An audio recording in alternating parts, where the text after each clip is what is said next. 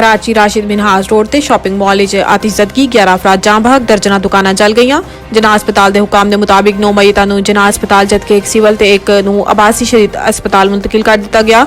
Deputy director शोबे हादसा जना अस्पताल का दसना है कि जां बहक ते जख्मी होने वाले तमाम मर्द ही ने जिन्हों की उम्र 22 तो 43 साल ने। फायर ब्रिगेड हुकाम के मुताबिक सुबह 6 बजे लगन वाली अग इमारत की छठी मंजिल तो चौथी मंजिल तक फैली, जिस वजह तो दर्जनों दुकाना जल गई, जबकि कसीरुल मंजिला माल ते अतराफ दी इमारतों में बिजली मुअत्तल कर दी गई। रेस्क्यू हुकाम का कहना है कि दम घुटन के नतीजे 11 अफराद जाम बहक हो चुके हैं, जबकि दीगर 8 अफराद बेहोशी की हालत अस्पताल मुंतकिल किया गया।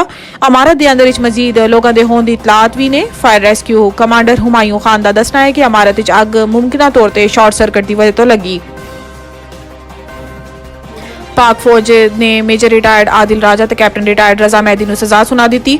पाक फौज के शोबे तालुकात आम ISPR के मुताबिक दोनों रिटायर्ड अफसरान नूं फील्ड जनरल कोर्ट मार्शल के जरिए सजावां सुनाई गई। दोनों रिटायर्ड अफसरान का पाकिस्तान आर्मी एक्ट के तहत फील्ड जनरल कोर्ट मार्शल किया गया। ISPR का कहना है कि दोनों रिटायर्ड अफसरान नूं फौजी एहलकारां नूं बगावत ते उकसान के जुर्म विच सजा सुनाई गई। अदालत ने 7 ते 9 अक्तूबर 2023 नूं दोनों रिटायर्ड अफसरान नूं मुजरिम करार दे दिता।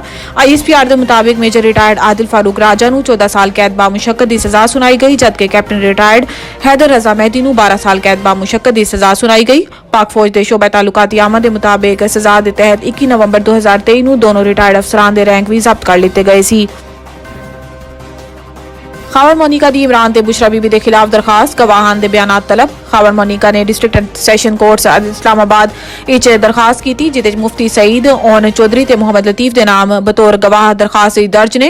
बुशरा बीबी के साबिक शोहर ने अपना बयान सिविल जज की अदालत च रिकॉर्ड कराया ते दरखास्त मौकफ इख्तियार किया है कि चेयरमैन PTI ने बुशरा बीबी नाल गैर शरई निकाह किया।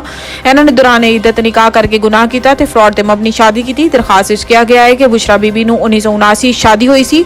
साडी शादीशुदा जिंदगी पुरसकून सी, लेकिन चेयरमैन PTI ने इस तेज मुदाखलत की थी। पीरी मुरीदी के चक्कर च इमरान खान बुशरा बीबी के घर दाखिल होए।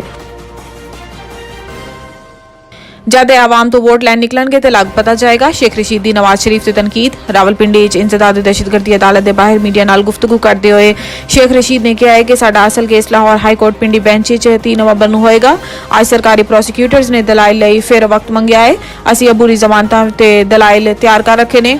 नवाज शरीफ का नाम लेते बगैर शेख रशीद ने कहा है कि मरीज चहलकदमी करन नाल इलैक्शन मुहिम नहीं होंदी। इन्हां नूं लग पता जाएगा जदों ये आवाम विच वोट लैन निकलणगे। साबिक वजीर दाखिला का कहना सी कि इलैक्शन होते रहेंगे तो शायद ऐसे तो ही कोई बेहतरी आ जाए। जो भी हुकूमत जाएगा, इसलिए मुईशत बहुत बड़ा चैलेंज होएगा। इन्होंने मजीद किया है कि सारा पाकिस्तान जानता है कि 9 मई के वाकये शामिल ही नहीं सी। एक बोर्ड बिठा दो जो बेगुनाह ने, इन्होंने केसां तो कड्डो, लोग बहुत बुरे हालात विच ने।